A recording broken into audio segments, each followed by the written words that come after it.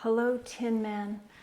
This is my love letter to you to start to bust some of that stiffness out of our legs, specifically our hips and our hamstrings that might feel like steel cables.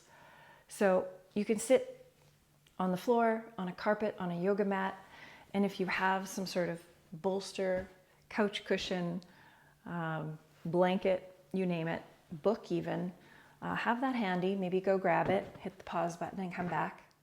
So we're going to begin in Baddha Konasana, butterfly, placing the soles of the feet together.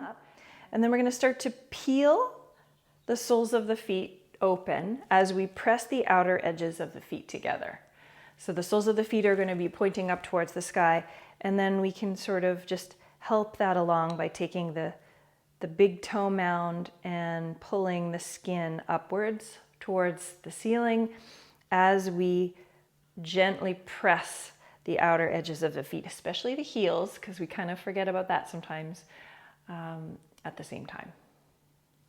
And then from here, we're going to start to tilt to the right and allow that leg to come as close to the floor as it might want to. So you can really jack up the other hip to do it. And we're going to grab our support, whatever we have, and just move the skin of the thigh out of the way and use that support to then just kind of rest back into. So we'll find some sort of off-centered position here, and then we're going to grab for those feet, press the heels together, glue this leg down. You can even start to move the flesh away from the hip with the help of the forearm. And then we're going to start doing the same with this leg. So it's pressing in opposition.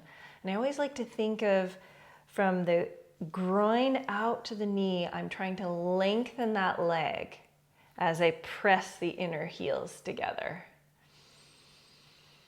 And then here we just breathe. Breathe and breathe. Notice where the breath has been. So we have time to spend here. We can note the residue of where our breathing patterns have been up until this point in the day.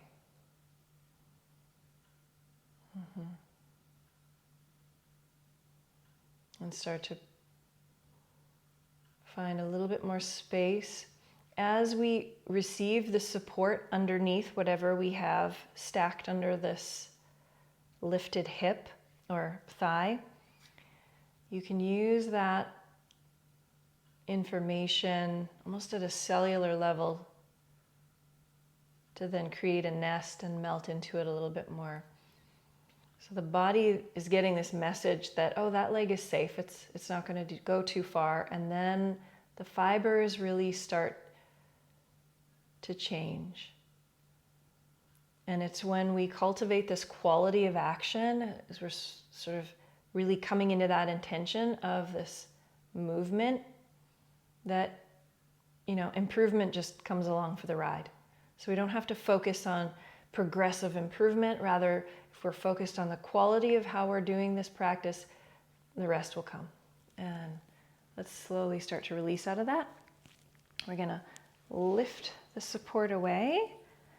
Maybe we come into a little side bend in the other direction. Good. And let's do the other side. So we're going to start to tip over and jacking up the opposite hip. We'll slide this underneath. Come to reset back to some sort of more neutral position, although we're working in an asymmetrical way.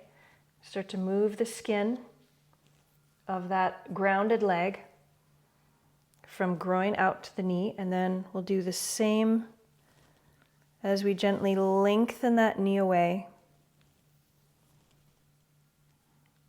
Really think of the outer edges of the feet pressing in towards each other. And now even start to imagine that the soles of the feet are working to rotate so that they are getting a suntan. They're completely exposed to the ceiling or sky. And let's just play here.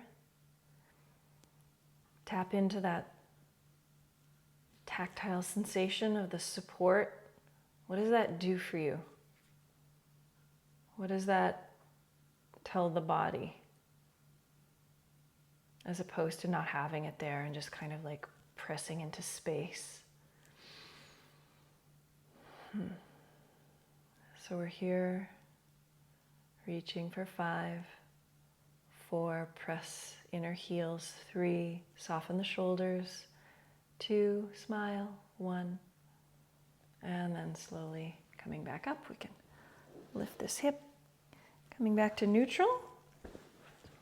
Roll this on out for the moment. And let's just check. Where have we moved?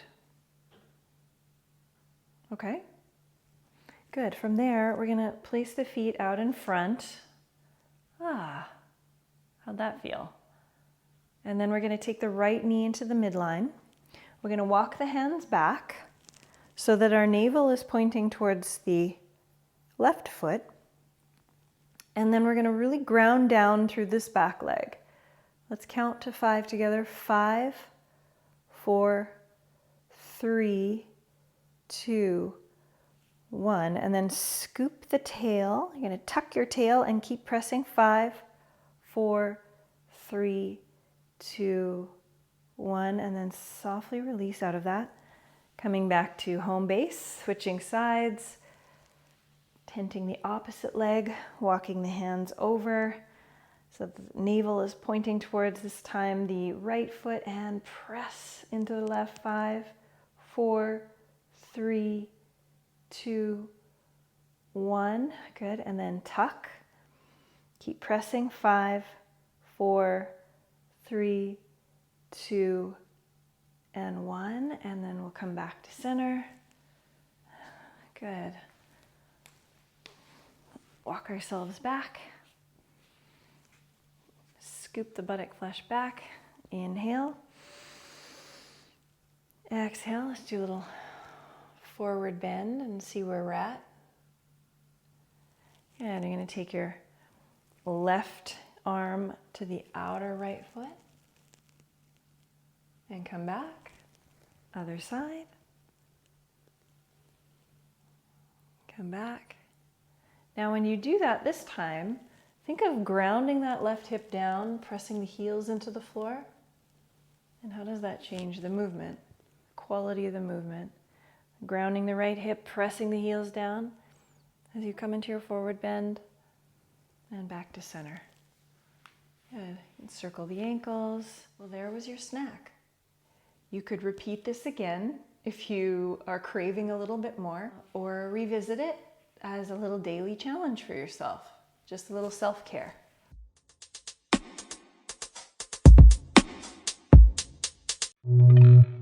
If you liked this one, try the next snack.